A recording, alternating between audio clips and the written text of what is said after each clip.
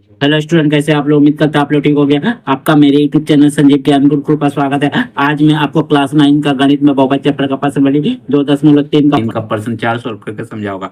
इस क्वेश्चन को मैं आपको बहुत ही आसान में स्टेप बाय स्टेप समझाऊंगा, ताकि आप सभी स्टूडेंट को इस प्रश्न का हल अच्छी प्रकार से समझ में आ जाए। ठीक है, और यदि यह वीडियो आपको पसंद आए तो प्लीज मेरे वीडियो को लाइक शेयर कर दीजिएगा, और यदि आप वीडियो में नए हैं तो सब्सक्राइब बटन प्रेस कर बेल आइकन प्रेस कर ऑल पर क्लिक कर दीजिएगा, ताकि हमारी हर पहले आने वाली वीडियो का नोटिफिकेशन आपको सबसे पहले मिले। ठीक है, और प्रश्न 4 सॉल्व करने से पहले मैं आपको एक बात कह दूं कि इस वीडियो को आप पूरा अंत तक देखिएगा, बीच में कहीं भी स्किप मत कीजिएगा, नहीं तो आपको वीडियो में प्रश्न का हल अच्छी प्रकार से समझ में नहीं आएगा। ठीक है, तो देखिए प्रश्न 4 क्या कह रहा है, गुणनखंड ज्ञात कीजिए। ठीक है, तो देखिए इस प्रश्न में कुल 4 भाग है।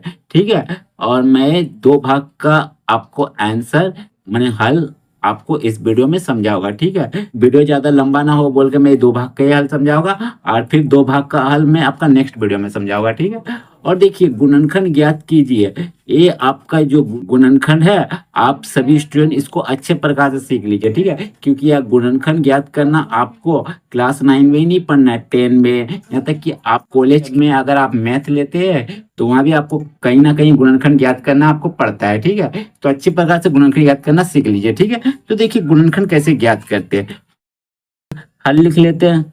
ठीक है, पहला हम हल लिख लेते हैं, लिखते हैं भाग 1। ठीक है, भाग 1 का जो बहुपद है उसको पूरा लिख लेते हैं, 12x² माइनस 7x और +1। ठीक है, चलिए अब देखिए, अब हम इसका गुणनखंड कर रहे हैं। ठीक है, तो गुणनखंड ज्ञात करने से पहले आप ध्यान से गुणनखंड को देखिए, कैसे मैं कर रहा हूँ, स्टेप बाय स्टेप समझाऊंगा, आप ध्यान रखिएगा, आपको जरूर समझ में आएगा। ठीक है, तो देखिए गुणनखंड ज्ञात करने के लिए हम क्या करते हैं, सबसे पहले पहला और लास्ट पद को क्या करते हैं, गुणा करते हैं। ठीक है, तो देखिए मैं यहाँ आपका रब करके समझाऊंगा सब। ठीक है, देखिए लाइन टर्न दो आउट होगा। ठीक है, पहला पद क्या आपका 12x²। ठीक है, और इसका पहले कुछ नहीं, मेरे प्लस है, और दूसरा पद आपका क्या +1, तो लिख दीजिए +1। ठीक है, अगर 1 से 12x² को गुना कीजिएगा तो आपका क्या आ जाएगा, 12x²। क्या है, इसका पहले प्लस है, रहने दीजिए।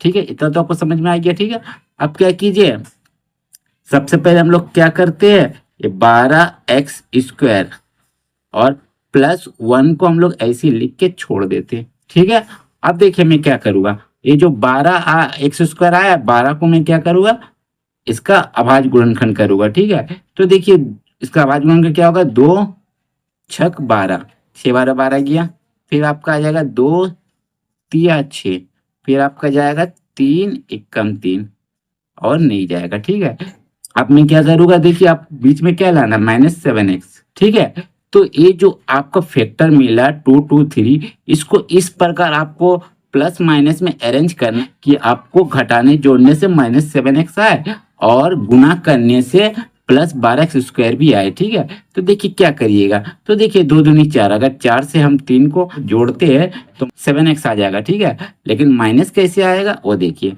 देखिए 4 लिख दीजिए। ठीक है, और यहाँ लिख दीजिए 3। ठीक है, तो देखिए हमको माइनस में लाना है, अगर हम लोग बड़ा वाला को माइनस में रख देते हैं और छोटा वाला को प्लस में रख देते हैं तो घटाते हैं, तो देखिए कितना आ गया, 4 से 3 घटा आपका, लाना है आपको क्या में, -7x। तो 4 3 जोड़िएगा तब ना आएगा, तो दोनों को हम लोग माइनस में रख देते हैं। ठीक है, तो माइनस माइनस मिलकर क्या होता है, प्लस होता है, तो 4 3 7। ठीक है, अब बड़ा क्या है, 4 है, उसका पहले माइनस तो माइनस। ठीक है, तो देखिए आपका -7 आ गया, देखिए आया, तो हम लोग ये दोनों को यहाँ रख दे रहे हैं, तो यहाँ लिखते हैं -4, और एक्स में है बोल के यहाँ एक्स रख दीजिए। ठीक है, और फिर -3 है तो लिख दीजिए -3, एक्स में है एक्स में रख दीजिए। ठीक है, और देखिए अगर ये दोनों को हम लोग गुना करते हैं तो आपका +12x² भी आ जाएगा। कैसे, देखिए 4 3 12, माइनस माइनस मिलके प्लस। ठीक है, और एक्स में है, ये दोनों बोल के एक्स में रख दीजिए अभी। ठीक है, तो ये हो जाएगा x²। ठीक है, तो आ गया आपका, तो मैंने हम लोग जो रखा है वो सही है। ठीक है, अब देखिए क्या करूँगा, अब देखिए 2 पद 12x² -4x और इन 2 पद 3x + 4, इन दोनों से हम लोग क्या करेंगे, कॉमन लेंगे, मैंने उभयनिष्ठ संख्या खोजेंगे। ठीक है, तो देखिए कैसे खोजते हैं, स्टेप बाय स्टेप समझा रहा हूं, ध्यान दीजिएगा। ठीक है, तो देखिए पहले 12x² को लिख देंगे और -4x को लिख दीजिए। ठीक है, अब देखिए यहाँ 4 है, तो यहाँ आपको 12 में 4 आता है 4 × 3 4 3 12 आता है, x² है यानी x को 2 बार तोड़ दीजिए। ठीक है, माइनस लिखिए, 4x है यानी 4 × x आप लिख सकते हो। ठीक है, अब देखिए माइनस का लेफ्ट साइड और माइनस का राइट साइड आपका क्या का कॉमन आ रहा है, माने उभयनिष्ठ संख्या। तो देखिए 4 है, यहाँ से भी 4 है, तो 4 को ले लीजिए। ठीक है, अब फिर क्या उभयनिष्ठ है, एक तो एक्स यहाँ से माइनस का, अब पहले एक तो बाद में है, तो इसको ले लीजिए। और कुछ आ रहा उभयनिष्ठ नहीं आ रहा, अब जो नहीं आ रहा उसको हम लोग क्या करेंगे, ब्रैकेट के अंदर रख देंगे। तो 3x यानी 3x माइनस है 4x आप पूरा ले चुके हैं, तो यहाँ कुछ नहीं बचा, कुछ नहीं बचा यानी 1 बचा, तो इसको आप यहाँ रख दीजिए। क्या लिखिएगा, 4x और 3x माइनस 1। क्लियर इतना? देखिए कितना क्लियर है। अब क्या कीजिएगा, इन दोनों का कीजिएगा। ठीक है, तो चलिए इन दोनों का मैं करता हूँ।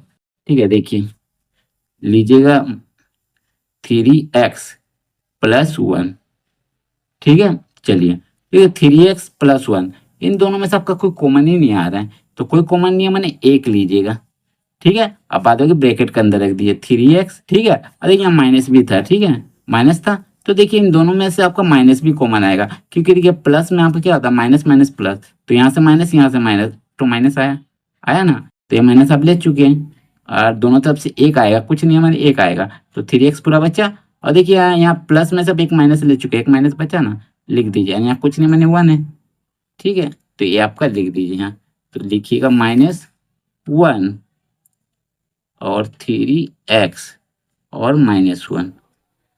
तो देखिए जो ब्रैकेट आपका देखिए दोनों सेम है, ब्रैकेट का मान यानी आपने जो बनाया वो सही है। ठीक है, तो जो सेम आता है आपका ब्रैकेट में उसको एक बार लिख दीजिए, तो लिख दीजिए 3x -1।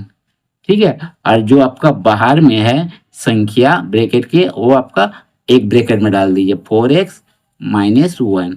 बस यही आपका आंसर होगा, गुणनखंड आपका हो गया। ठीक है, तो देखिए आंसर लिख दीजिए। ठीक है, तो ध्यान से हर एक स्टेप को समझिएगा। ठीक है, और अगर आपको समझ में नहीं आ रहा तो दोबारा फिर से आप रिपीट कीजिएगा, वीडियो को आपको जरूर समझ में आ जाएगा। ठीक है, तो चलिए अब मैं नेक्स्ट 2 नंबर पर समझाता हूँ। ठीक है, तो लिखता हूँ 2 नंबर वीडियो, 2 नंबर भाग। ठीक है, तो लिखता हूँ 2x स्क्वायर, फिर +7x, फिर +3 लिख दिया। चलिए इसमें भी वही स्टेप है। ठीक है, सबसे पहले मैं क्या करूंगा, देखिए मैं यही आपको समझाता हूँ।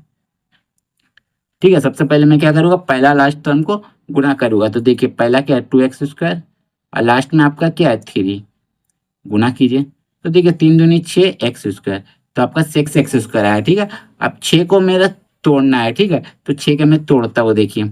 ठीक है, देखिए आपको 7x लाना है, नहीं तोड़ने से भी काम चल जाएगा। ठीक है, 6 एक कम 6, ठीक है 6 और 1 को जोड़ दीजिएगा आपका 7 आ जाएगा। ठीक है, तो क्या करता हूँ मैं पहले वाला लिख देता हूँ ऐसे ही आपका 2x स्क्वायर, और फिर +3 को लिख देता हूँ यहाँ प्लस। देखिए आप क्या करिएगा, यहाँ 6x लिखिएगा, और ठीक है 6 और 1 जोड़ दीजिएगा, यानी x लिख दीजिएगा, 1x भी लिख सकते हैं x भी लिख सकते हो, दोनों का की मतलब देखिए दोनों को जोड़िएगा।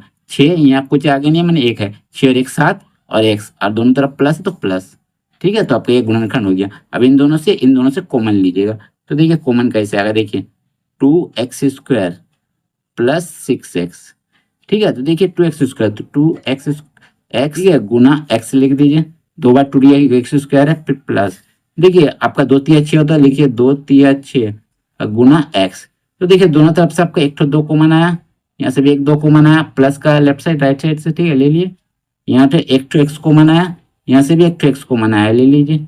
अब देखिए कोई कॉमन नहीं, तो जो ब्रेक बचा उसको ब्रैकेट में रख दीजिएगा, x +3, बस एला पूरा लिख दीजिए 2x फिर x +3।